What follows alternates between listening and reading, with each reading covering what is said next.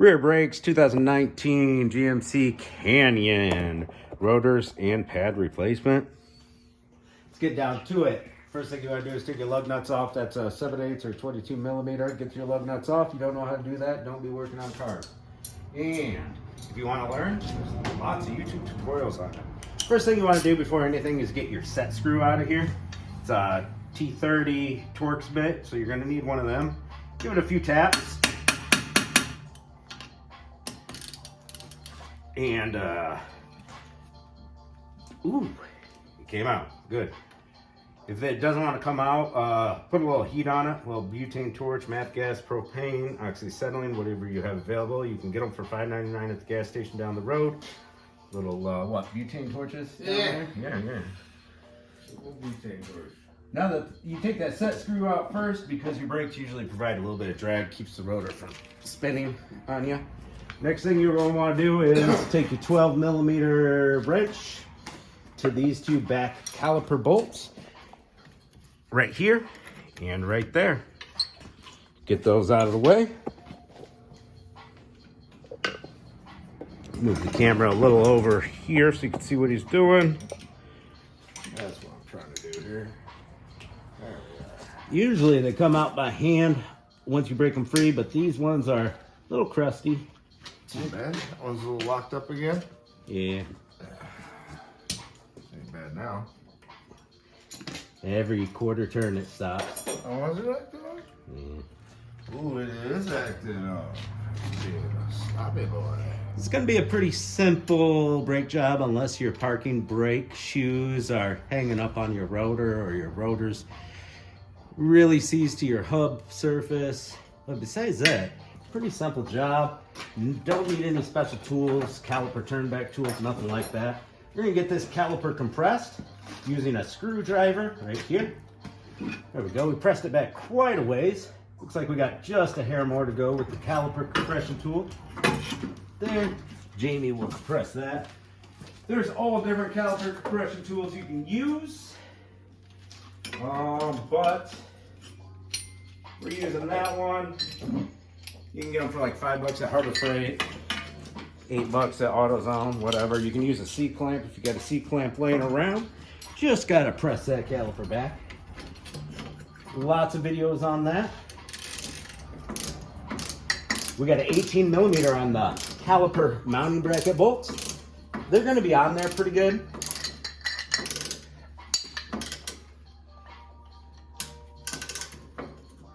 All right.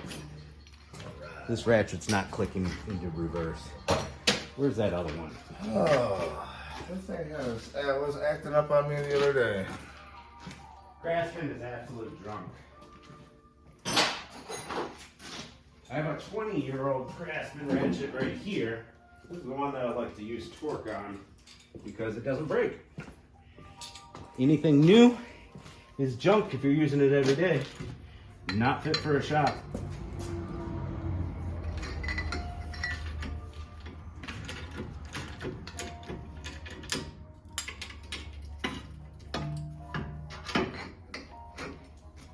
Go to Harbor Freight and get you one of them black Pittsford ratchets. They will actually hold up to some abuse. They are half the cost easily of a Craftsman. They have better teeth in them. One down there still hung up. Finer teeth in them. They're just way better. And they're still lifetime warranty just like Craftsman. Always in stock. Whenever I go to my local store to turn in a Craftsman tool, half the time they're not in stock. So you can't warranty them until they get some in. Get all our hardware. I'm gonna set it right here by this anti-seize. Alright. Where's that bracket at? Right. Alright guys, so you have brake hardware. Buy premium pads so you get new hardware. We're gonna take these out. Jamie already took one out.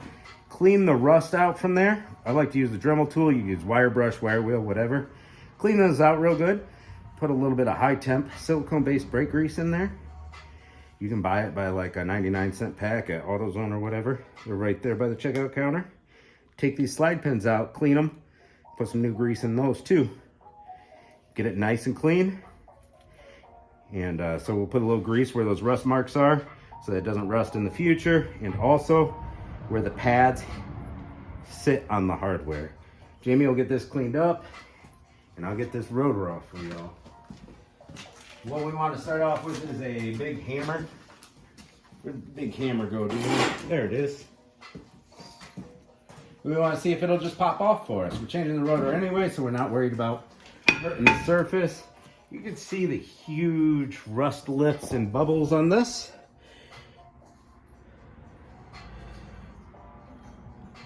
We'll see if it comes off. If it doesn't come off, we might have to do some other stuff. Oh, looks like this one's gonna come off for us. Doesn't seem like it's really locked down there too bad. I do want my pry bar though.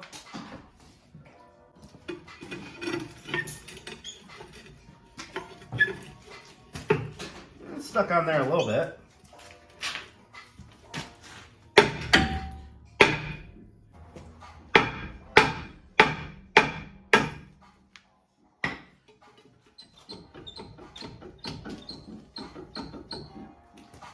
Wiggle its way off. There's a star wheel adjuster in the back. If yours are stuck on here kind of like this one.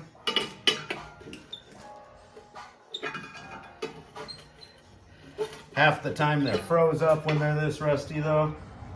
It's just a waste of time.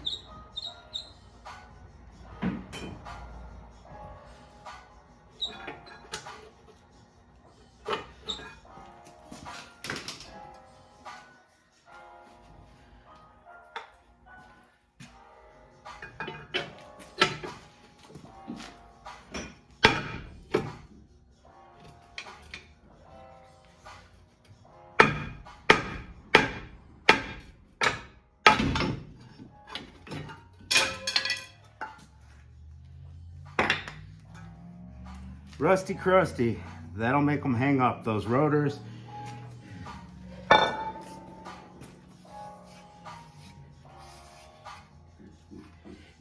you force them off, you can, one of these hold down springs will pop off, then you'll have to put them back on or get some new ones.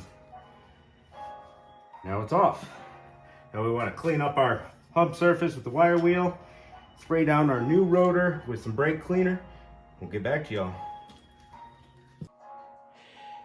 Alright guys, prep your hub surface, put your rotor back on, wipe down with brake cleaner, shipping oil in the packaging, tighten down your set screw. All cleaned up, cleaned and greased on the slides, cleaned and greased on the hardware. You've got your outer pad, has two little dots on it, two little nipples if you will. We're going to just shove her in there. Make sure she's nice and lined up. You mean the inner pad? This is the outer pad. Yep, outer pad has two little nipples. Kapow! Make sure your brake hose isn't twisted like it was right there. Slap her over there. Turn these little slidey hardwares so that they line up in there. Grab your little slidey bolts, those 12 mils. You're going to want to start it by hand. Make sure you don't cross-thread them. Get them nice and tight. Those caliper mounting bracket bolts, get those super tight. Don't want them going nowhere. That's why GM puts Loctite in them from the factory. Because they crazy. Alright, we're going to tighten these two bolts up. We are going to give it a good brake bleeding if it needs it. If your brake fluid's all nasty, contaminated by water, anything like that, bleeder valves right here. Lots of videos on that on YouTube. Put your tire back on. Torque your lugs to spec. Bring it back down. Remember to always use jack stands and whatnot if you're using floor jack and jack stands. Safety first. Pump your brake pedal before you go, because right now the piston is not contacting the pads, so you got to pump your brake pedal till your brake pedal feels firm. Be careful with that first little takeoff to make sure you got a brake pedal. Be safe out there, guys. And that's pretty much it. You're all done.